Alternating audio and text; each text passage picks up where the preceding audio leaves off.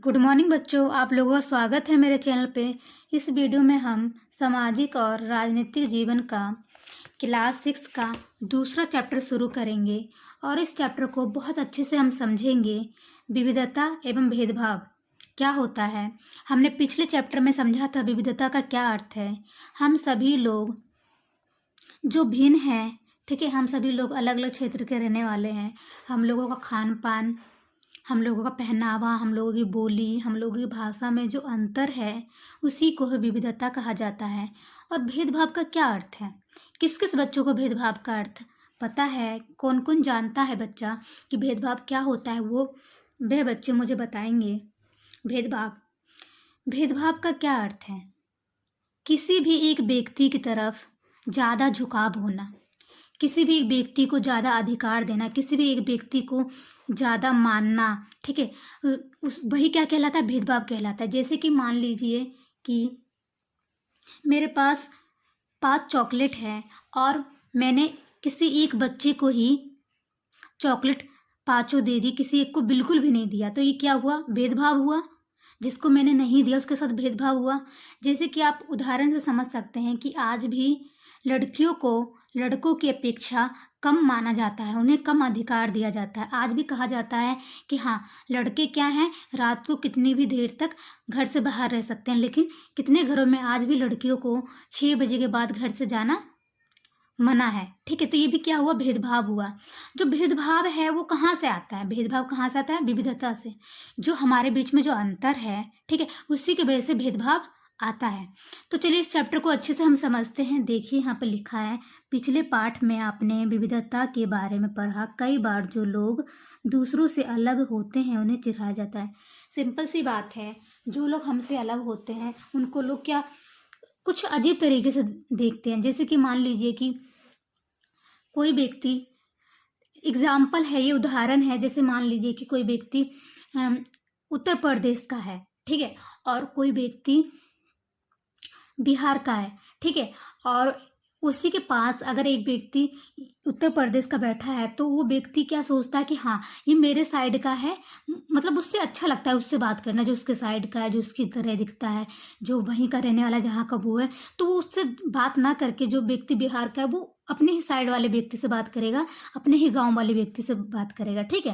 तो इसमें वही लिखा है कि पिछले पाठ में आपने विविधता के बारे में पढ़ा। कई बार जो लोग दूसरों से अलग होते हैं उन्हें चिढ़ाया जाता है, और आपने देखा भी है कितनी बार लोग जो हमसे अलग होते हैं लोग उन्हें चिढ़ाते हैं, ठीक है, उनका मजाक बनाया जाता है, या फिर उन्हें उन्हें कई गतिविधियों और समूह में शामिल नहीं किया जाता है।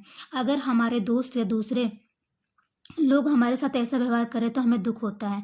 अगर मान लीजिए कि मतलब हम लोग तो कितनी बार कर देते हैं दूसरों के साथ कि यार ये कितना अजीब सा है, ठीक है, उसके साथ भेदभाव कर देते हैं, हम करते हैं भेदभाव, ठीक है, कितनी बार, क्योंकि हम भी क्या चाहते हैं, जो हमारे जैसा हो, हम उसी के साथ कंफर्ट होते हैं बात करने में, ठीक है। लेकिन जब हमारे साथ भेदभाव होता है, हमारे साथ कोई ऐसा करता है तो क्या होता है? हमें गुस्सा आता है, हमें दुख होता है, ठीक है। क्या आपने कभी सोचा है कि ऐसा क्यों होता है? क्या आपने सोचा है कि ऐसा क्यों होता है? इस पाठ में ये समझने की कोशिश करेंगे कि ऐसा अनुभव हमारे समाज के, हमारे आसपास मौजूद असमानताओं से कैसे जुड़े हुए हैं। अब देखिए हम आगे हम समझेंगे इस चैप्टर को अच्छे से। देखिए लिखा है, हम क्या हैं, हम कैसे हैं, ये कई चीज़ों पर निर्भर करता है। मतलब कि हम क्या हैं, हम कैसे हैं, ठीक है, ये कई चीज़ों पर निर्भर करता है। हम कैसे रहते हैं, ठीक है, कौन सी भाषाएं बोलते हैं, क्या खाते हैं, पहनते हैं, कौन से खेल खेलते हैं, कौन से उत्सव मनाते हैं, इन सब पर हमारे रहने की जगह के भूगोल, इतिहास का असर पड़ता है। मतलब कि आप कैसे रहते हो, आप क्या खाना खाते हो, आप कैसे भाषा बोलते हो, वो आपके भूगोल, आपके इतिहास का असर है। जैसा आप जहाँ के आप रहने वाले हो वहाँ का भूगोल, इतिहास का ही असर है कि आप किस तरह का खाना खाते हो, कैसे बोलते हो, आपकी बोली क्या है।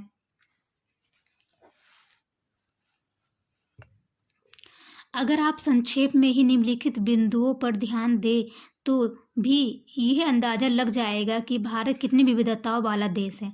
अगर आप संक्षेप में ही निम्नलिखित बिंदु पर ध्यान देंगे तो ये अंदाज़ा लग जाएगा कि भारत कितनी, आपको पता है कि भारत विविधताओं वाला देश है, ठीक है।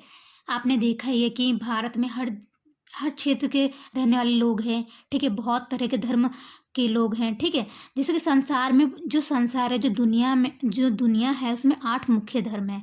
भारत में उन धर्मों उठा उन 8 धर्मों में अनुयायी यही मानते रहते हैं कि यहाँ 1600 से भी ज़्यादा भाषाएं बोली जाती हैं। मतलब कि पूरे संसार में 8 धर्म मुख्य हैं, ठीक है। उनके अनुयायी क्या मानते हैं, उनके अनुयायी मतलब जो उनकी पूजा वूजा करते हैं, जो ज़्यादा अनुयायी हैं, जो उनके भक्त हैं, वो क्या मानते हैं कि यहाँ 1600 से भी ज़्यादा क्या है, भाषा बोली जाती है, ठीक है। जो लोगों की मृत भाषाएं, जो लोगों की क्या है, मृत भाषाएं। मृत भाषा का क्या अर्थ है? मृत भाषा का अर्थ होता है आप जहाँ के रहने वाले हो वहाँ की भाषा, ठीक है।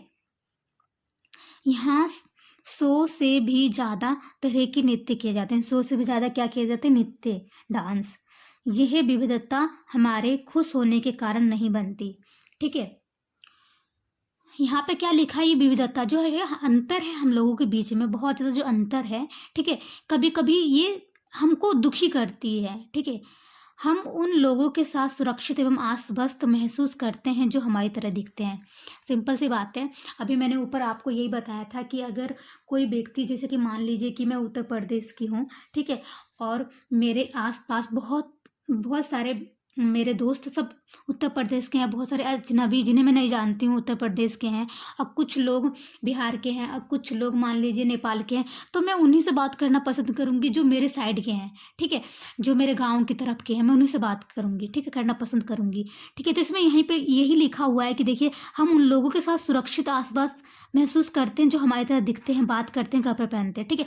हम उन्हीं से बात करना पसंद करते हैं जो हमारी तरह बोली बोलते हैं, हमारी तरह ड्रेस पहनते हैं, हमारी तरह दिखते हैं, हमारी तरह सोचते हैं। कभी कभी जब हम ऐसे लोगों से मिलते हैं जो हमसे बहुत भिन्न होते हैं तो वे बहुत अजीब और अपरिचित लग सकते हैं।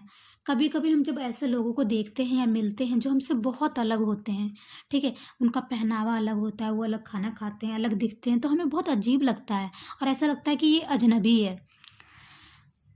कई बार हम समझ ही नहीं पाते कि या जान ही नहीं पाते हैं कि वे हमसे अलग क्यों हैं। हम समझ ही नहीं पाते कि हमसे अलग क्यों हैं। लोग अपने से अलग दिखने वालों के बारे में खास तरह की राय बना लेते हैं।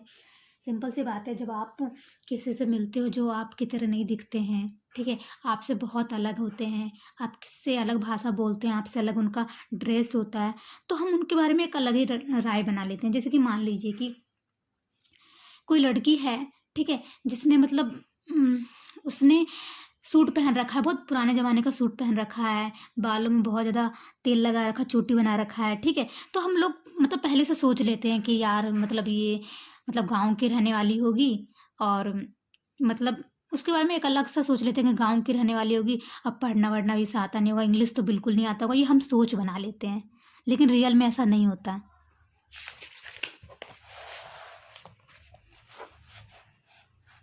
अब देखिए यहाँ पे लिखा है पूर्वाग्रह।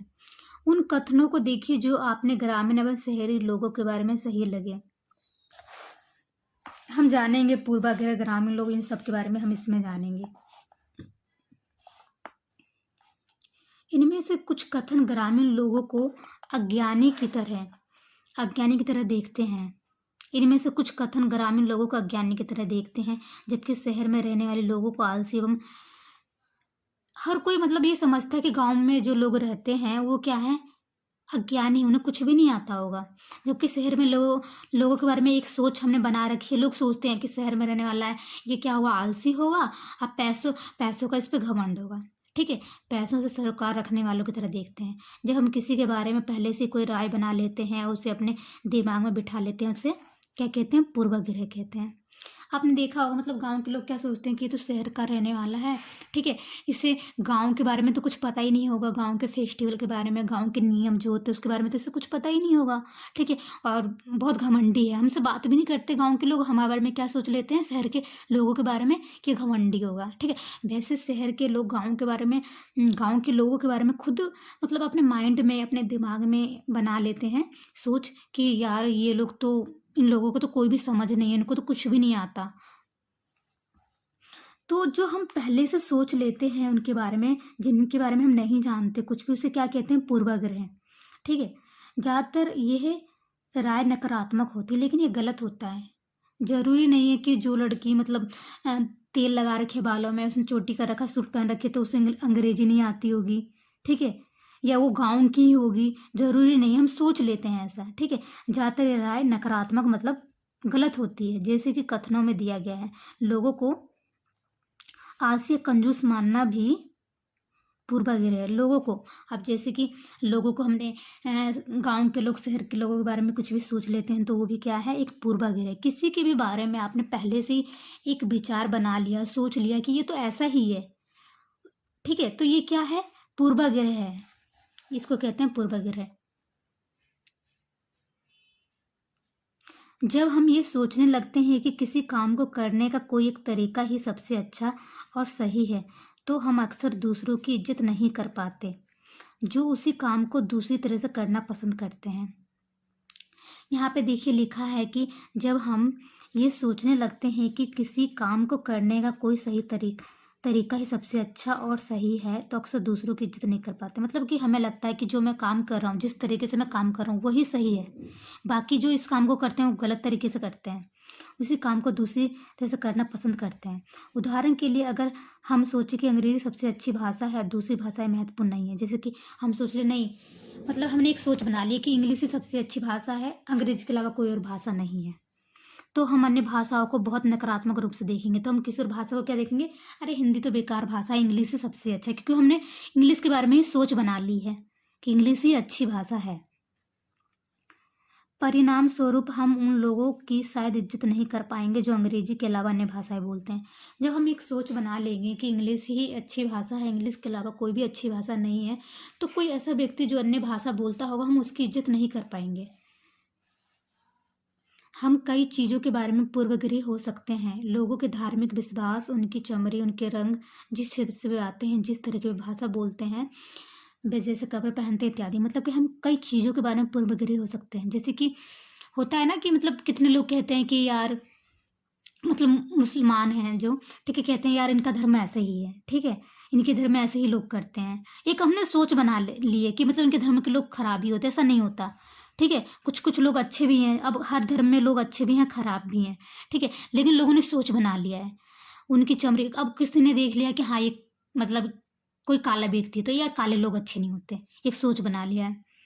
या फिर हमने एक सोच बना लिया कि यहाँ कोई गांव है, ठीक है, जिसको बोलते हैं कि ये गांव के लोग अच्छे नहीं होते, तो हमने सोच बना लिया यहाँ के लोग तो बेकार ही होते हैं। तो ये सभी क्या है, पूर्वाग्रही हो सकते हैं। किसी के भी बारे में आपने पहले से एक सोच लिया है, पहले से दिमाग में आपने एक सोच बना लिया है, तो उसे हम क्या कहेंगे, पूर्वाग्रही कहेंगे। अक्सर दूसरों के बारे में बनाए गए हमारे पूर्वाग्रह इतने पक्के होते हैं कि हम उनसे दोस्ती नहीं करना चाहते हैं। मतलब कि किसी के बारे में जब हम अपने माइंड में बहुत कुछ बना लेते हैं, बहुत कुछ सोच लेते हैं, तो हम उसको दोस्त भी नहीं बना पाते हैं, वो कितना भी अच्छा व्यक्ति हो, क्योंकि हमने पहले से ही उसके बारे में सोच लिया है कि वो इस टाइप का ही है। फिर वो कितना भी अच्छा हो, हम उससे दोस्ती नहीं करना चाहते। इस वजह से कई बार हमारा व्यवहार ऐसा होता है कि हम उन्हें दुख पहुंचा देते हैं, और हमें नहीं पता होता कि हमारा जो व्यवहार है, ठीक है, हम जो उनके साथ कर रहे हैं, ठीक है, उसकी वजह से उनको कितना दुख पहुंच रहा है, कितना दुख उन्हें हो रहा है, हम समझ ही नहीं सकते। जब किसी के साथ भेदभाव होता है, हमने किसी के बारे में उससे बिना जाने, उससे बिना बात किए हमने उसके बारे में एक अपनी सोच बना ली है, ठीक है, और उससे दोस्ती नहीं करना चाहते या उसके साथ हम गलत व्यवहार करते हैं, तो उनसे उन्हें दुख होता ही हम नहीं समझ पाते। इसलिए हमें किसी के भी बारे में पूर्वाग्रह नहीं होना चाहिए, पहले से हमें नहीं सोचना चाहिए किसी को देख के कि ऐसा ही होगा व्यक्ति, ठीक है, जब तक हम उसे जानेंगे नहीं, समझेंगे नहीं, ठीक है। अब देखिए आगे, लड़के और लड़की में भेदभाव। समाज में लड़के और लड़कियों में कई तरह से भेदभाव किया जाता है। हम सभी इस भेदभाव से परिचित हैं। एक लड़का या लड़की होने का अर्थ क्या है? आप में से कई लोग कहेंगे हम लड़के या लड़की की तरह जन्म लेते हैं, ये तो ऐसे ही होता है। इसमें सोचने वाली क्या बात है? आइए देखें कि सच्चाई क्या है।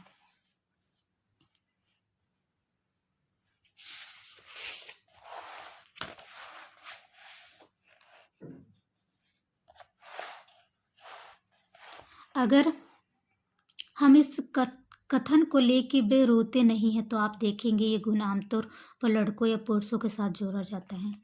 आप देखेंगे, ठीक है, जैसे कि यहाँ पे बात किया गया लड़का का। जब कोई बच्चा रोता है, जो लड़का है, ठीक है, रोता है, तो उनको क्या सिखाया जाता है, उनकी मम्मी उन्हें क्या सिखाती है, ये हमारा समाज उन्हें क्या सिखाता है, आपको नहीं रोना, आप तो लड़के हो, लड़के नहीं रोते, लड़कियों की तरह मत रो, उन्हें यही सिखाया जाता है, ठीक है। बचपन में जब लड़कों को गिर जाने पर चोट लग जाती है तो माता पिता व परिवार अन्य सदस्य अक्सर ये कहकर चुप कराते हैं, रो मत, तुम तो लड़के हो। मैंने वही बताया आपको, ठीक है, कि लड़कों को चुप कराया जाता है, तुम लड़की की तरह मत रो। लड़कियां रोती है, लड़के नहीं रोते हैं। लड़के बहादुर होते हैं, रोते नहीं है। जैसे जैसे बच्चे बड़े होते हैं विश्वास करने लगते हैं कि लड़के रोते नहीं हैं। उसके बाद क्या होता है, सिंपल सी बात है बच्चों, दर्द तो सबको होता है, आंसू तो सबके आते हैं, ठीक है, लेकिन लड़कों को बचपन से सिखाया जाता है, उनके पेरेंट्स, ये समाज, उनके रिश्तेदार सिखाते हैं कि लड़कों को दर्द नहीं होता, उन्हें चोट नहीं लगता, उन्हें नहीं रोना चाहिए, ठीक है। तो वो लड़के क्या करते हैं, ये विश्वास करने लगते हैं कि हाँ लड़के नहीं रोते हैं, ठीक है। यहाँ तक कि अगर किसी लड़के को रोना आए भी तो वह अपने आप को रोक लेता है। उसके बाद क्या होता है, जब लड़के होते हैं, जब उनको रोना भी आता है, जब वो अडल्ट हो जाते हैं, जब वो बड़े हो जाते हैं, तभी भी वो नहीं रोते, क्योंकि उनके माइंड में बैठा हुआ है कि हमें सबने सिखाया है, ठीक है, सोसाइटी ने, समाज ने, हमारे मम्मी पापा ने, कि लड़के नहीं रोते। तो उनको रोना भी आता है, उनको दर्द भी होता है, दुख भी होता है, तभी भी वो नहीं रोते हैं, रोक लेते हैं। लड़का ये मानता है कि रोना कमजोरी की निशानी है। हालांकि लड़कियों दोनों का कभी कभी रोने का मन करता है। जबकि अब सिंपल सी बात है, जब आप सोचिए कि अगर लड़कियों को चोट लगा है, ठीक है, तो रोती है, ठीक है, और लड़कों को बचपन से सिखाया गया कि तुम्हें नहीं रोना है, ठीक है, तो नहीं रोते हैं। जबकि रोने का मन तो दोनों का करता होगा ना, खासकर जब उन्हें गुस्सा आए या दर्द हो। लेकिन बड़े होने पर लड़के सीख जाते हैं या अपने को सिखा लेते हैं कि रोना नहीं है। मैंने आपको वही बताया आगे। अगर एक बड़ा लड़का रोए तो उसे लगता है कि वे दूसरों से चिढ़ाएंगे और मजाक बनाएंगे। और अगर वो रोए भी और किसी ने देख भी लिया, ठीक है, तो लोग उसका मजाक बनाएंगे। या रोते भी होंगे लड़के, वैसे तो मैंने नहीं देखा लड़के रोते हैं, रोते भी होंगे छुप छुप के, क्योंकि इस समाज ने और हमारे आसपास लोगों ने सिखा दिया कि लड़के नहीं रोते हैं, ठीक है, लड़कियां ही रोती है, लड़कियां बात बात पर रोती है, कहा जाता है। लेकिन ये गलत है, क्योंकि आंसू तो सबके हैं और दुख तो सबको होता है, ठीक है, मन भी करता है सबका रोने का। चलिए आगे देखते हैं हम। इसलिए वह दूसरों के सामने रोने से अपने आप को रोक लेता है, इसलिए वह नहीं रोते हैं दूसरों के सामने। हम लगातार ये सुनते रहते हैं कि लड़के ऐसे होते हैं, लड़कियां ऐसी होती है, समाज की मान्यताओं को हम बिना सोचे समझे मान लेते हैं, हम विश्वास कर लेते हैं, हमारा व्यवहार इनके अनुसार ही होना चाहिए। हम सभी लड़कों लड़कियों को उस छवि के अनुरूप देखना चाहिए। जैसे कि हमारे इस समाज ने ही बताया है कि लड़के ऐसे होते हैं, लड़कियां ऐसी होती है। जैसे कि ये समाज और हमारे आसपास के लोग ही बताते हैं कि जैसे कि लड़कियों का जो रंग होता है वो गुलाबी होता है, और लड़के गुलाबी रंग के शर्ट नहीं पहनते, ठीक है, लड़कियां गुलाबी रंग की फ्रॉक पहनती है, सूट पहनती है, ठीक है, लड़के नीले रंग के पहनते हैं, ठीक है। तो ये सब हमारे समाज ने ही बताया है। अब देखिए, रूढ़िविरुद्ध धारणाएं बनाना, रूढ़िविरुद्ध धारणाएं, इसका अर्थ क्या होता है ये जानिए। अब जब हम सभी लोगों को एक ही छवि में बांध देते हैं, उनके बारे में पक्की धारणा बना लेते हैं जब हम सभी लोगों को एक ही छवि में बांध लेते हैं, उनके बारे में पक्की धारणा बना लेते हैं, तो उसे रूढ़िविरुद्ध धारणा कहा जाता है। जब हम सभी लोगों को एक ही छवि में, एक ही सोच में बांध लेते हैं, ठीक है। कई बार हम किसी खास देश, धर्म, लिंग के होने के कारण किसी को कंजूस, अपराधी या बेवकूफ ठहराते हैं। रूढ़िवाद का मतलब है जो पुरानी सोच, पुरानी नियमों का पालन करता हूँ, ठीक है, जिसने मतलब कि एक एग्जाम्पल देखिए, इसकी समझ लीजिए कि जैसे कहा जाए कि लड़कियां क्या है, लड़कियां जो है अगर ज़्यादा वो पढ़ती है तो वो बेकार हो जाती है, हाथ से निकल जाती है। ये आज भी बहुत लोगों की एक सोच है गाँव में, ठीक है, लोगों की एक क्या है, रूढ़िवादी धारणा है कि लड़कियों को ज़्यादा पढ़ाना लिखाना बेकार है, नहीं तो वो हाथ से निकल जाती है, वो माँ बाप की नहीं सुनती है। ये क्या रूढ़िवादी धारणा ही है, ठीक है। कई बार हम किसी खास देश, धर्म, लिंग के होने के कारण किसी को कंजूस, अपराधी या बेवकूफ़ कह रहते हैं। अब कोई किसी देश का है, ठीक है, तो उसको हम क्या सोच लेंगे, अरे इस देश के लोग ना चोर होते हैं, इस देश के लोग कंजूस होते हैं। तो ये हमने क्या सोच रखा है, बस ऐसा दरअसल उनके बारे में मन में एक पक्की धारणा बना लेते हैं। हम मन में क्या करते हैं, धारणा बना लेते हैं कि यार ये तो ऐसे ही होगा, इस गाँव के लोग ऐसे ही होंगे, ठीक है। हमने सोच लिया जैसे किसी धर्म के बारे में कि यार इसके धर्म में ऐसे ही होता है, ठीक है। किसी लिंग के बारे में एक पहले से हमने पक्की सोच बना ली है दिमाग में, उसे ही हम कहते हैं रूढ़िवादी धारणा। हर देश धर्म आदि में हमें कंजूस अपराधी बेवकूफ़ लोग मिल जाते हैं, लेकिन हर देश में हर धर्म में हमें कुछ खराब लोग, कुछ अच्छे लोग, कुछ कंजूस लोग मिल ही जाते हैं। सिर्फ इसलिए कि कुछ लोग इस समूह से हैं, वैसे हैं। पूरे समूह के बारे में ऐसी राय बनाना बिल्कुल गलत है। ठीक है, ये राय बना लेना अपने दिमाग में या अपने सोच बना लेना कि यार इस जगह के लोग ऐसे ही होते हैं, ठीक है, यहाँ के सभी लोग ऐसे ही होते हैं, ये बिल्कुल गलत बात है।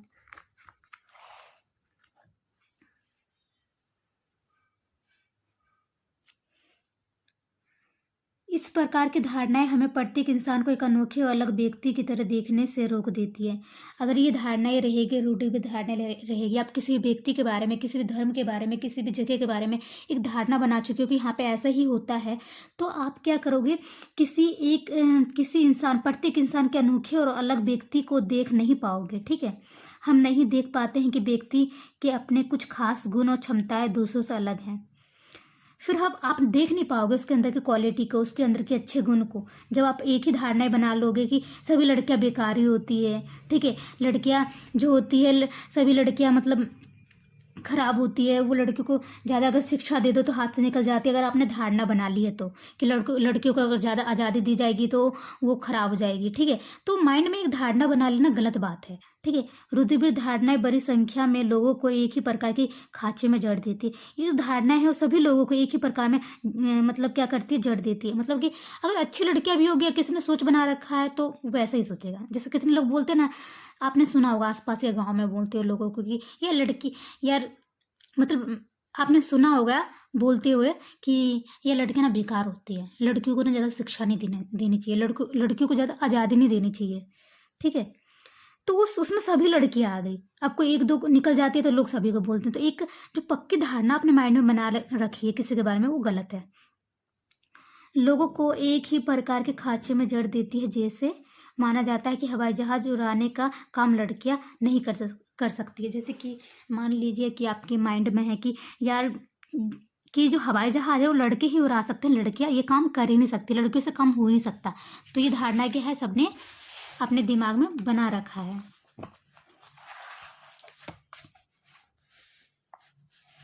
कुछ मुसलमानों के बारे में यह आम रूढ़िबद्ध धारणा है कि वे लड़कियों को पढ़ाने में रुचि नहीं लेते हैं, इसलिए उन्हें स्कूल नहीं भेजते हैं। जबकि अध्ययन ये दिखा रहे हैं कि मुसलमानों की गरीबी इसका एक महत्वपूर्ण कारण है। जैसे कि कितने लोग सोचते हैं ना कि ये मुसलमानों में लड़कियों को मतलब नहीं पढ़ाया जाता है, जबकि ये इसका कारण नहीं है। इसका कारण है कि उनमें गरीबी को देखा गया, इस वजह से बच्चे नहीं पढ़ पाते हैं। ठीक है, लेकिन लोग अलग ही सोच लेते हैं, गरीबी की वजह से ही वे लड़कियों को स्कूल नहीं भेज पाते, जो मुस्लिम फैमिली इसलिए स्कूल नहीं भेज पाती है। ठीक है, लेकिन लोग क्या सोचते हैं, अरे इनके धर्म में ऐसे ही होता है। जहाँ पर भी गरीबों तक शिक्षा पहुँचाने के प्रयास किए गए हैं, वे मुस्लिम समुदाय के लोगों ने अपनी लड़कियों को स्कूल भेजने में रुचि दिखाई है।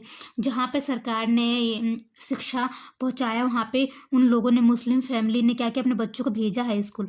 उदाहरण के तौर पर केरल में स्कूल प्राय घर के पास है। सरकारी बस की सुविधा बहुत अच्छी है, जिससे ग्रामीण क्षेत्रों में शिक्षकों को स्कूल पहुंचने में मदद मिलती है। उनमें 60% से ज़्यादा महिला शिक्षक है। इन सभी कारकों ने बहुत सारे गरीब परिवार के बच्चों को स्कूल जाने में मदद की है, जिससे मुसलमान लड़कियां भी शामिल हैं। इसमें वही बताया गया है कि मतलब अध्यापक के रूप में अगर मतलब अगर शिक्षा उनके घर के पास है तो मुस्लिम फैमिली जो अपने बच्चों को भेजते हैं, और जो 60% से ज़्यादा क्या है, महिला लड़की ही है। मतलब शिक्षक जो है, टीचर, वो महिला ही है। बच्चों को स्कूल जाने में मदद की है, जिनमें मुसलमान लड़कियां भी शामिल हैं। दूसरे राज्यों में जहां ऐसे प्रयास नहीं किए गए हैं, वहां गरीब परिवारों के बच्चों को स्कूल जाने में मुश्किल आती है, चाहे वे मुसलमान हो, जनजाति हो या अनुसूचित जाति हो। जाहिर है कि मुसलमान लड़कियों की स्कूल में गैर हाजिरी का कारण धर्म नहीं है। इसमें यही बताया गया कि जो देश गरीब है, जहाँ पे गरीबी ज़्यादा है, वो लोग बच्चों को नहीं भेज पाते हैं गरीबी के कारण। ठीक है, तो उनके धर्म पे ये बात उठाना कि मुसलमान लोग अपने बच्चों को स्कूल नहीं भेजते हैं, गलत बात है। ठीक है, इसमें यही बताया गया है। आगे देखिए क्या लिखा है। इन धारणाओं का असर हम सब पर पड़ता है। कई बार ये धारणाएं हमें ऐसे काम करने से रोकती है जिनको करने की काबिलियत शायद नहीं हम में हो। असमानता एवं भेदभाव। अब हम असमानता और भेदभाव के बारे में जानेंगे। भेदभाव तब होता है जब लोग पूर्वाग्रह या रूढ़िबद्ध धारणाओं के आधार पर व्यवहार करते हैं। भेदभाव कब होता है? जब लोग पूर्वाग्रह जो पहले से चलती आ रही है वो, ठीक है, और जो पहले की सोच है उसको, पूर्वाग्रह को रूढ़िबद्ध को, दोनों को अपना लेते हैं, ठीक है, दोनों धारणाओं के आधार पर चलते हैं। पुराने नियमों को मानना, पुरानी चीज़ों को मानना, किसी के बारे में किसी को बिना जाने, किसी को बिना किसी से बिना बात किए आपने उसके बारे में सोच बना लिया, ठीक है। जब आप इन धारणाओं को मानोगे तभी क्या होता है? भेदभाव आता है।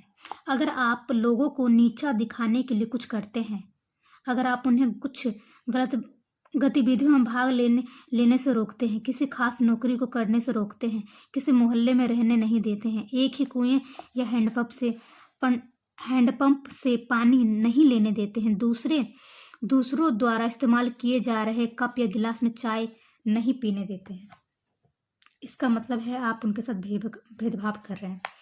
भेदभाव का क्या अर्थ है? इसमें यही बताया है कि अगर आप किसी को कोई नौकरी करने से रोकते हैं, जैसे हम कहते हैं लड़कियां, जैसे कि पहले ज़्यादा था, अब तो बहुत ज़्यादा लड़कियों की स्थिति सुधरी है। जैसे पहले था कि लड़कियां नौकरी नहीं, लड़कियों के लिए नौकरी नहीं बनी, लड़कियां नौकरी नहीं कर सकती, तो आप किसी को रोक रहे हो नौकरी करने से, ठीक है। आप किसी व्यक्ति को, किसी फैमिली को, किसी मोहल्ले में नहीं रहने देते हो।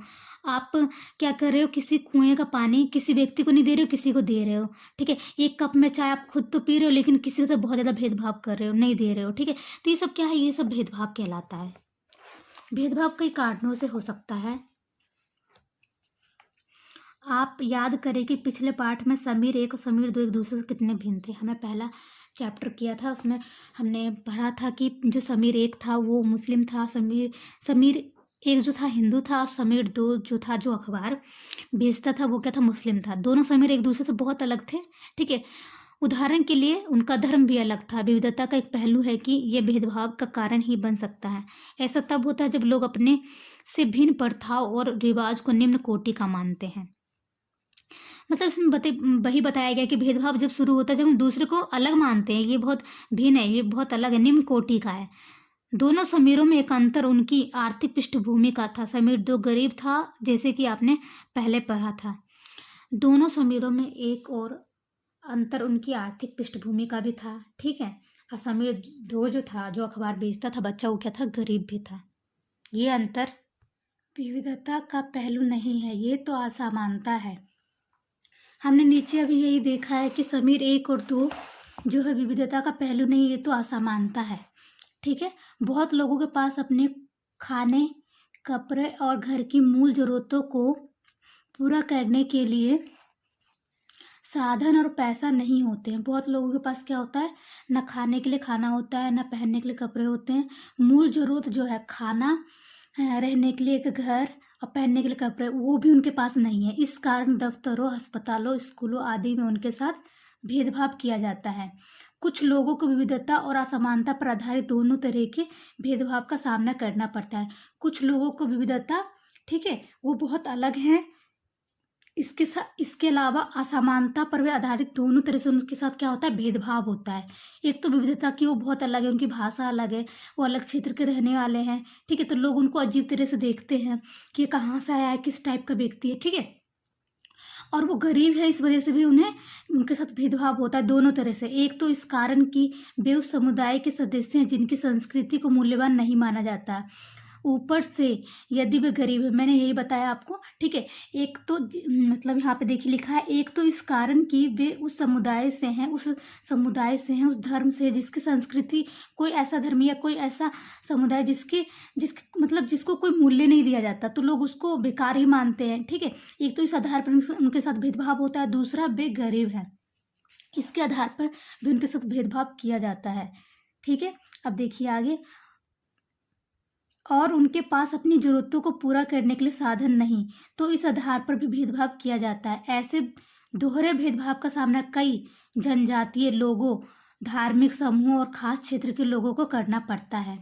मतलब दो तरह की के भेदभाव उनको सहना पड़ता है, एक विविधता के कारण और एक असमानता के कारण। यही लिखा हुआ है यहाँ पे, देखिए आगे के लिखा है, भेदभाव का सामना करने पर अपनी आजीविका चलाने के लिए लोग अलग अलग तरह के काम करते हैं। सिंपल सी बात है, अपने जीवन को जीने के लिए, अपनी मूल ज़रूरतों को पूरा करने के लिए वे क्या करते हैं, अलग अलग तरह के काम करते हैं। जैसे कि बच्चों को पढ़ाना, बर्तन बनाना, मछली पकड़ना, बरहगिरी जो मतलब जैसे कि वो बनाते हैं ना, पलंग बनाना, ये सब काम, खेती, बुनाई इत्यादि। लेकिन कुछ कामों को दूसरे के मुकाबले अधिक महत्वपूर्ण माना जाता है। सफाई करना, कपड़े धोना, बाल काटना, कचरा उठाना जैसे कामों को समाज में कम महत्व का माना जाता है। जैसे कि अब सिंपल सी बात है, यहाँ पे ये कहा गया है बच्चों कि सभी लोगों को अपनी आजीविका, अपने जीवन को जीने के लिए कुछ काम तो करना ही होगा।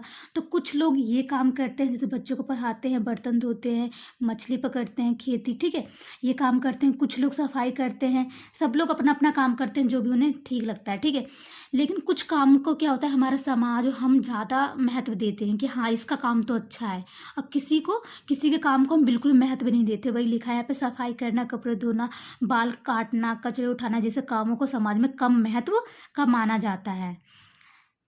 इसलिए जो लोग इन कामों को करते हैं उनको गंदा और अपवित्र माना जाता है। सिंपल सी बात है, जब उनके काम को महत्व नहीं दिया जा रहा है तो उनको कहाँ से महत्व मिलेगा। हम कहते हैं कि आपने सुना होगा, आज भी हमारे समाज में आज भी ऐसे बहुत लोग हैं, अरे ये तो ये काम करता है, ये तो बेकार इंसान है, ये तो ऐसा काम करता है, तो ये तो छोटा काम है, ऐसे आपने आज भी सुना होगा बोलते हुए, ठीक है। तो इन कामों को समाज में हमारे कम महत्व दिया जाता है और इन लोगों को भी कम महत्व दिया जाता है, इनको अपवित्र माना जाता है।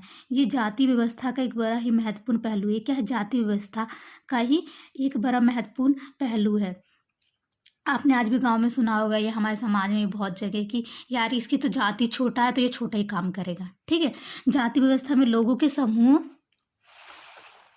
देखिए यहाँ पे दलित लिखा है, ठीक है। दलित क्या होता है, दलित वह शब्द है जो नीची कही जाने वाली जाति के लोग अपनी पहचान के रूप में इस्तेमाल करते हैं। वे इस शब्द को अछूत से ज़्यादा पसंद करते हैं। दलित का महत्व मतलब है कि दबाया गया।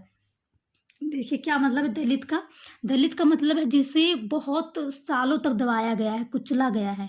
दलितों के अनुसार ये शब्द दर्शाता है कि कैसे सामाजिक पूर्वाग्रह और भेदभाव ने दलित लोगों को दबा कर रखा। पूर्वाग्रह हमने इस चैप्टर में पीछे पेज में देखा था, पूर्वाग्रह, ठीक है, जिसके बारे में पहले से एक सोच बना लेते हैं कि ये तो ऐसा ही होगा, इसी टाइप का होगा, ठीक है, इसका तो काम ही है ये, हम उसके बारे में पहले से कोई नकारात्मक सोच बना लेते हैं, ठीक है।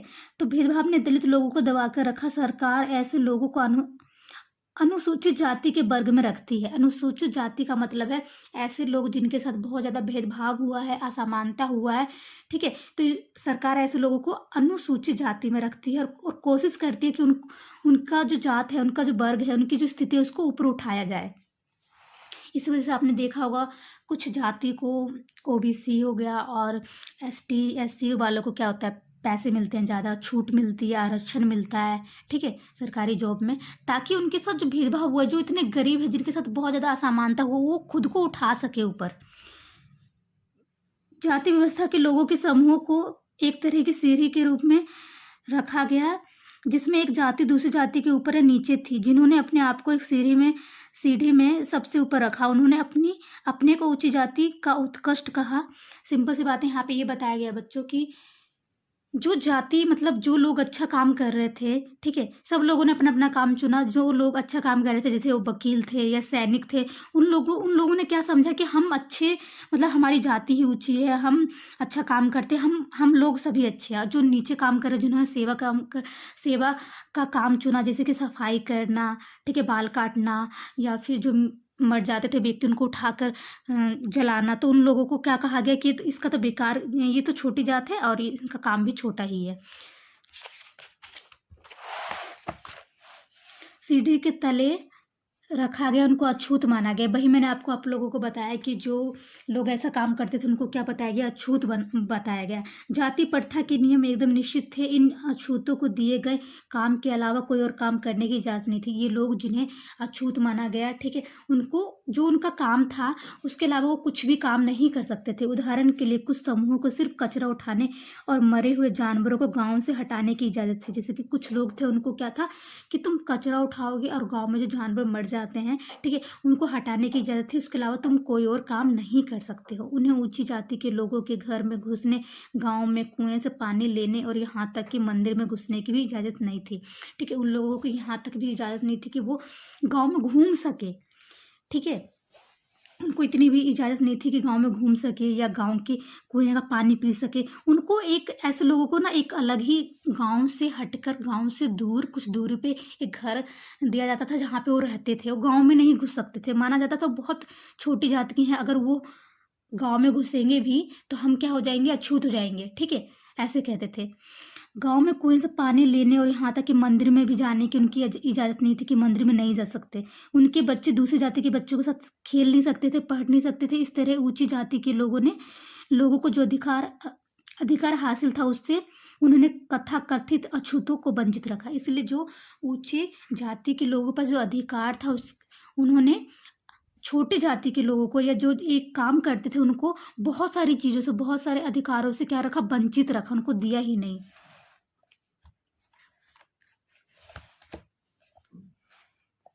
देखिए यहाँ पे लिखा है अगले पृष्ठ पर हम ये देखेंगे कि कैसे भारत की एक मशहूर हस्ती को भेदभाव का सामना करना पड़ा था। यह भाग हमें ये समझने में मदद करेगा कि कैसे जाति के तहत बहुत बड़ी संख्या में लोग भेदभाव के शिकार हुए। भारत के एक महान नेता डॉक्टर भीमराव अंबेडकर ने जाति व्यवस्था पर आधारित भेदभाव के अपने अनुभवों के बारे में लिखा। यह अनुभव उनको 1901 में हुआ था, जब वे केवल 9 साल के थे। वे महाराष्ट्र में भीमराव अंबेडकर को आप सभी लोग जानते हो। ठीक है, उनके बारे में यहाँ पे लिखा हुआ है। डॉक्टर भीमराव अंबेडकर 1891 से 1956 को, इस टाइम की बात है ये, भारतीय संविधान के पिता एवं दलित, इनको क्या कहा जाता है, भारतीय संविधान का पिता कहा जाता है। ठीक है, एवं दलितों के सबसे बड़े नेता के रूप में जाना जाता है। इन्होंने दलितों को, ठीक है, मतलब दलितों के अधिकारों को और उनको अधिकार दिलाने के लिए, उनको ऊपर उठाने के लिए बहुत ज़्यादा कदम आगे बढ़ाया। उन्होंने बहुत कुछ किया है, भीमराव अंबेडकर ने बहुत कुछ किया दलितों की स्थिति को अच्छा बनाने के लिए। ठीक है, डॉक्टर अंबेडकर ने दलित समुदाय के अधिकारों के लिए लड़ाई लड़ी थी। उनका महार जाति में जन्म हुआ था, वे अछूत मानी जाती थी। उनका जन्म कहाँ हुआ था, महार जाति में, जिन्हें अछूत माना जाता था। महार लोग गरीब होते थे, उनके पास ज़मीन नहीं थी और उनके बच्चों को वही काम करना पड़ता था जो वे खुद करते थे। उन्हें गांव के बाहर रहना पड़ता था और गांव के अंदर जाने की इजाज़त नहीं थी। अंबेडकर अपने जाति के पहले व्यक्ति थे जिन्होंने अपनी कॉलेज की पढ़ाई पूरी की और वकील बनने के लिए इंग्लैंड गए। उन्होंने दलितों को अपने बच्चों को स्कूल कॉलेज भेजने के लिए प्रोत्साहित किया। दलितों से अलग अलग तरह की सरकारी नौकरी करने को कहा ताकि वे जाति व्यवस्था से बाहर निकले। दलितों के मंदिर में प्रवेश के लिए जो कई प्रयास किए जा रहे थे, उनका अंबेडकर ने नेतृत्व किया। उन्हें ऐसे धर्म की तलाश थी जो सबको समान निगाह से देखे। जीवन में आगे चलकर उन्होंने धर्म परिवर्तन करके बौद्ध धर्म को अपनाया। उन्होंने बाद में क्या कर लिया था, बौद्ध धर्म को अपना लिया था। उनका मानना था कि दलितों को जाति व्यवस्था के खिलाफ अवश्य लड़ना चाहिए। उनका मानना था कि जाति मतलब जिन लोगों के साथ गलत होता है उनको अपने लिए लड़ना चाहिए। ठीक है, ऐसा समाज बनाने की तरफ काम करना चाहिए जिसमें सबको इज्जत मिले। ठीक है, सबकी इज्जत हो, ना कि कुछ ही लोगों की। वो कह रहे, उनका मानना था कि हमें ऐसा समाज बनाना चाहिए, ठीक है, जिसमें सभी लोगों की इज्जत हो, ना कि कुछ लोगों की।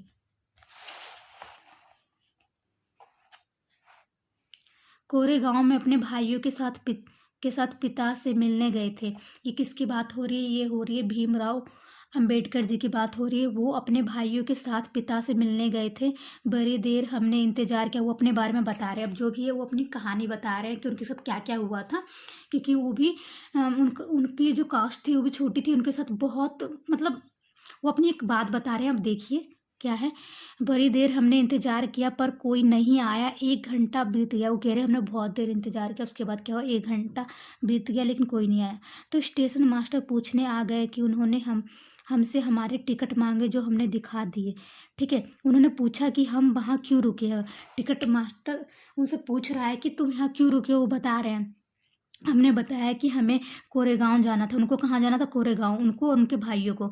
और हम पिताजी या उनके उनके नौकर के आने का इंतज़ार कर रहे थे। वो अपने पिताजी का या उनके नौकर के आने का इंतज़ार कर रहे थे, लेकिन दोनों में से कोई भी नहीं पहुंच पाया था। और हमें पता नहीं था कि कोरेगांव कैसे पहुंचते हैं। उनको बिल्कुल भी पता नहीं था कि कोरेगांव कैसे पहुंचते हैं। ना ही उनके पिताजी पहुंच रहे थे, ना ही उनका कोई नौकर। हमने बहुत अच्छे कपड़े पहन रखे थे। देखिए ये क्या बता रहे हैं, बहुत अच्छे। उन्होंने क्या कर रखा था, ड्रेस पहन रखा था, कपड़े पहन रखा था। हमारे कपड़ों और बोली से कोई भी अंदाज़ा नहीं लगा सकता था कि हम अछूतों के बच्चे थे। निश्चय ही स्टेशन मास्टर को ये लगा कि हम ब्राह्मण के बच्चे हैं और वे हमारी मुश्किल को देखकर बड़े परेशान हुए। उनको मतलब वो इस तरह से उन्होंने कपड़े पहन रखे थे, इस तरह बात कर रहे थे कि उनको देख के ऐसा लग रहा था कि ब्राह्मण के बच्चे हैं। और जब वो परेशान थे तो जो टिकट मास्टर है उसको भी मतलब परेशानी हुई, जैसे कि हिंदुओं में होता है।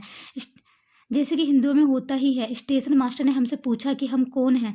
बिना एक पल भी सोचे मेरे मुंह से निकल गया हम महार हैं। जैसे उनसे पूछा कि तुम कौन हो, तो उनके मुंह से निकल गया हम महार हैं। बम्बई प्रांत में महार समुदाय को अछूत माना जाता है था। उनको एकदम से धक्का लगा, वे बहुत चक्के रह गए, वो चौंक गए कि ये मतलब इस कास्ट के हैं। उनके चेहरे पर अचानक परिवर्तन हुआ। हमने देख लिया कि अजीब सी घृणा की भावना उन पर हावी हो गई थी। ठीक है, सिंपल सी बात है। मतलब उन्होंने बताया कि हम इस कास्ट के हैं, महार हैं, तो उन्होंने मतलब उन्होंने फेस का जो एक्सप्रेशन होता है वो अजीब से देखने लग गए होंगे घृणा की भावना से। तो इन लोगों को मतलब इन बच्चों को समझ में आ गया कि ये कैसे, भीमराव अंबेडकर को, उनको भाइयों को समझ में आ गया कि हमें कैसे देख रहे हैं। ठीक है, अजीब तरीके से देख रहे हैं हमें घृणा की भावना से। उन्होंने जैसे कि मेरा जवाब सुना, वे अपने कमरे में वापस चले गए और हम वहीं के वहीं खड़े रह गए। 15-20 मिनट बीत गए। सूरज बिल्कुल छिप सा गया था। पिताजी आए नहीं थे और ना ही उनका कोई नौकर। अब स्टेशन मास्टर भी हमें छोड़कर चले गए थे। हम काफ़ी घबराए हुए थे। यात्रा के शुरू में जो खुशी उत्साह की भावना थी, उसकी जगह अत्यधिक उदासी ने ले ली थी। उस शुरू में बहुत खुश थे, हम पिताजी के पास जाएंगे, कितना मजा आएगा। ठीक है, इसकी जगह किसने ले ली थी, उदासी ने, क्योंकि उनके साथ इतना भेदभाव हो रहा था। सब इस तरह से उनको देख रहे थे, उनकी कोई मदद नहीं करना चाह रहा था।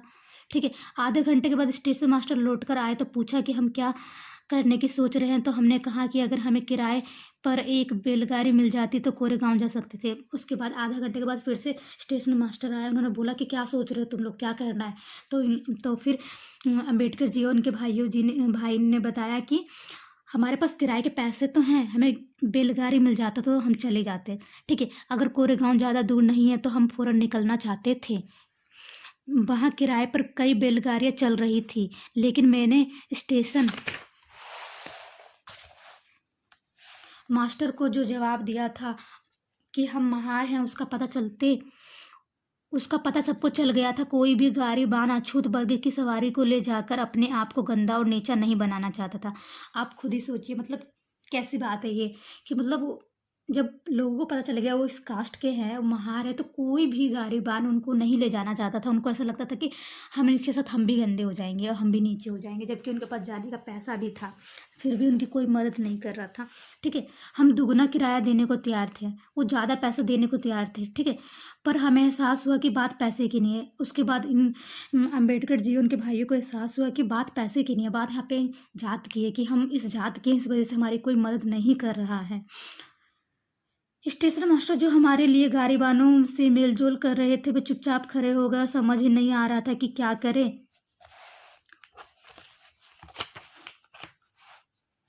कल्पना करके देखिए कि ये कितना मुश्किल होगा अगर लोगों को एक जगह से दूसरे जगह जाने ना दिया जाए। कितना अपमानजनक और दुखदाई होगा अगर लोग आपसे दूर दूर रहें। मतलब आप सोच के देखिए बच्चों की, अगर आपको कहीं जाना है, आपके पास पैसे भी हैं, फिर भी आपको जाने नहीं दिया जा रहा, कोई आपकी मदद नहीं कर रहा है, सब आपके साथ बहुत अजीब सा व्यवहार कर रहे हैं, आपको कितना बुरा लगेगा। मतलब कि ठीक है, आपको छूने से मना कर दे, आपको पानी ना पीने दे, कितना अजीब सा, मतलब कितना दुख होगा। ठीक है, कितना बुरा लगेगा आपको कि आपको पानी नहीं दे रहे पीने के लिए, आपको छू नहीं रहे हैं। ठीक है, क्योंकि आपको छुएंगे तो गंदे हो जाएंगे। ये छोटी सी घटना दिखाती है कि कैसे गाड़ी से एक से दूसरी जगह जाने के साधारण काम की सुविधा भी इन बच्चों के पास नहीं थी, जबकि वे पैसा दे सकते थे। स्टेशन के सभी गाड़ीवानों ने बच्चों को ले जाने से मना कर दिया। सभी ने मना कर दिया कि हम नहीं ले जाएंगे। उन्होंने बच्चों के साथ भेदभाव भरा व्यवहार किया। इस कहानी से ये बिल्कुल साफ है कि जाति पर आधारित भेदभाव न केवल दलितों को कई गतिविधियों से वंचित रखता है, बल्कि वे उन्हें आदर और सम्मान भी नहीं मिलने देता जो दूसरों को मिलता है। यहाँ पे ये बताया गया है कि जो ये भेदभाव है, जाति के आधार पर जो भेदभाव किया जा रहा है, ठीक है, इससे क्या है, बहुत सारी गतिविधियों से तो वंचित रखता है, बहुत सारे अवसर नहीं मिलते उन बच्चों को, उन लोगों को। उसके साथ उनको सम्मान, इज्जत भी नहीं मिलता जो दूसरों को मिलता है। समानता के लिए संघर्ष। ब्रिटिश शासन से आज़ादी पाने के लिए जो संघर्ष किया गया था, उसमें समानता के व्यवहार के लिए भी किया गया संघर्ष भी शामिल था। ब्रिटिश शासन से आज़ादी पाने के लिए जो युद्ध हुआ, जो लड़ाई हुई, ठीक है, वो समानता पाने के लिए भी था कि हमें समानता चाहिए, ठीक है, हम असमानता के साथ नहीं रह सकते, हमें क्या चाहिए, हम सभी समान हैं। इसके लिए भी युद्ध हुआ था। दलितों, औरतों, जनजातीय लोगों, किसानों ने अपने जीवन में जिस गैर बराबरी का अनुभव किया, उसके खिलाफ उन्होंने लड़ाई लड़ी। दलित जो काफ़ी समय से, काफ़ी सालों से जिन्हें दबाया कुचला जाता था, औरतें जिन्हें कुछ भी समझा नहीं जाता था, जनजातीय लोगों, किसानों, अपने जीवन के साथ जो उनके साथ गैर बराबरी हुआ था, ठीक है, उसके खिलाफ भी ये युद्ध था, उसके खिलाफ भी क्या था, ये लड़ाई थी। जैसे कि पहले भी बात हुई है कि बहुत सारे दलितों ने संगठित होकर मंदिर में प्रवेश पाने के लिए संघर्ष किया। दलितों को मंदिर में जाने नहीं दिया जाता था, उसके लिए भी इन्होंने क्या किया, युद्ध किया है एक साथ। महिलाओं ने मांग की कि पुरुषों के पास शिक्षा का अधिकार है, महिलाओं ने, आज के टाइम पे महिलाओं को शिक्षा दी जाती है, उसके लिए महिलाओं ने, बहुत लोगों ने, ठीक है, बहुत ज़्यादा क्या किया है, युद्ध किया है, संघर्ष किया है, ठीक है। महिलाओं के पास शिक्षा का अधिकार नहीं था, उन्हें पढ़ने नहीं दिया जाता था। इसके बाद देखिए आगे लिखा है, वैसे उन्हें भी अधिकार मिले। किसानों और दलितों ने अपने आप को जमींदारों और उनकी ऊंची ब्याज की दर से छुटकारा दिलाने के लिए संघर्ष किया। दलितों ने अपने आप को जमींदारों, जो दलित थे, जो किसान थे, जमींदार क्या करते थे, मनमाना क्या करते थे, उन्हें ब्याज लेते थे, ठीक है, उनसे भी कि हमें मनमाना ये जो ब्याज लिया जाता है ऊंची दर पर, इससे छुटकारा मिले, इसके लिए भी युद्ध किया गया। 1947 में भारत अब आज़ाद हुआ था और एक राष्ट्र बना था।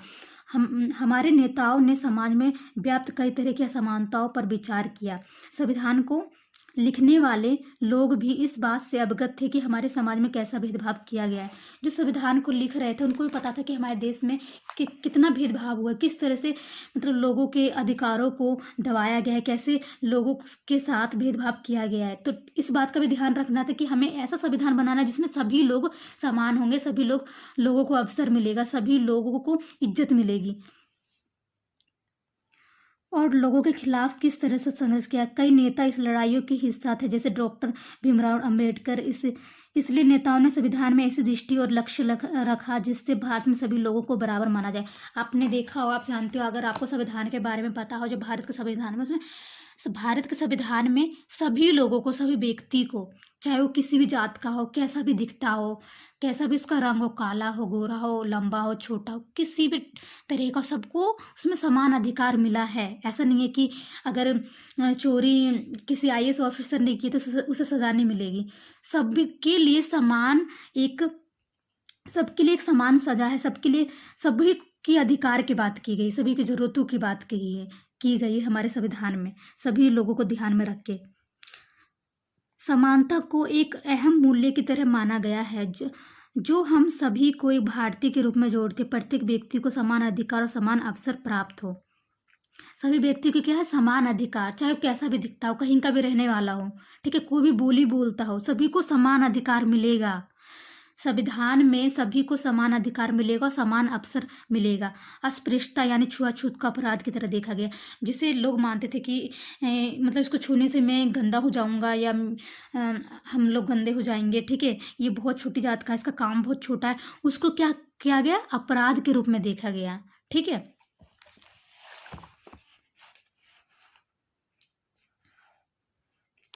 इसे कानूनी रूप से ख़त्म कर दिया गया है। लोग अपनी पसंद का काम चुनने के लिए बिल्कुल आज़ाद हैं। आज के टाइम पे आप सभी बच्चों देखोगे कि कोई सा भी काम चुन सकता है।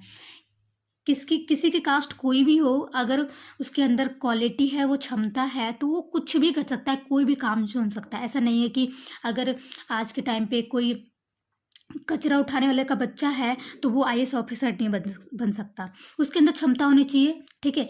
वो कुछ भी कर सकता है, कुछ भी कोई भी प्रोफेशन, कोई भी काम को चुन सकता है। उसके पास आज़ादी है। नौकरियां सभी लोगों के लिए खुली है। कोई भी नौकरी कोई भी कर सकता है। इन सब के अलावा संविधान ने सरकार पर यह विशेष जिम्मेदारी डाली थी कि वह गरीबों, मुख्यधारा से अलग थलग पड़े समुदाय को समानता के अधिकार के फायदे दिलवाने के लिए विशेष कदम उठाए।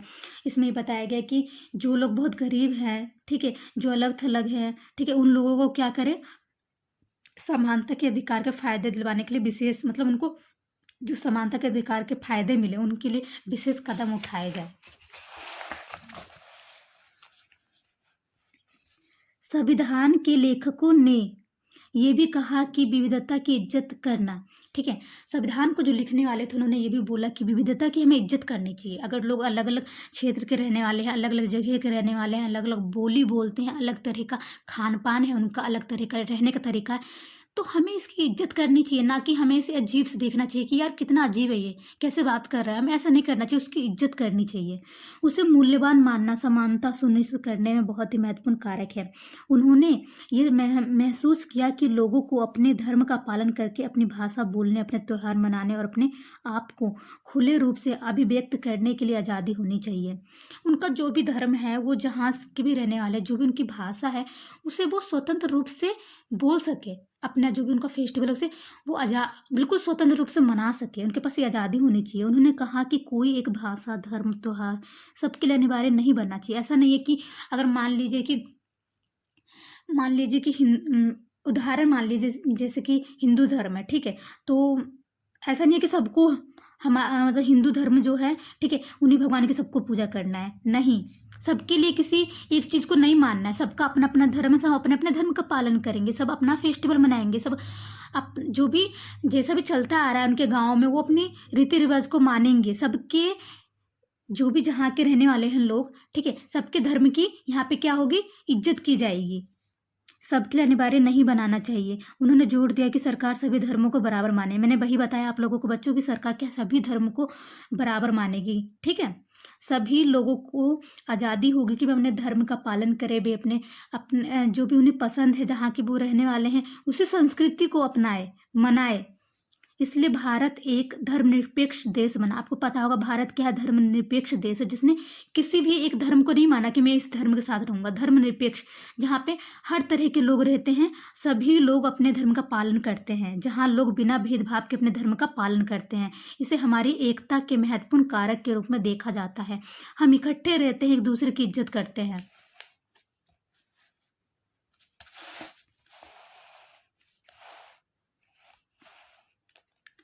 हालांकि हमारे संविधान में इन विचारों पर जोर दिया गया है कि यह पाठ इसी बात को उठाता है, असमानता आज भी मौजूद है।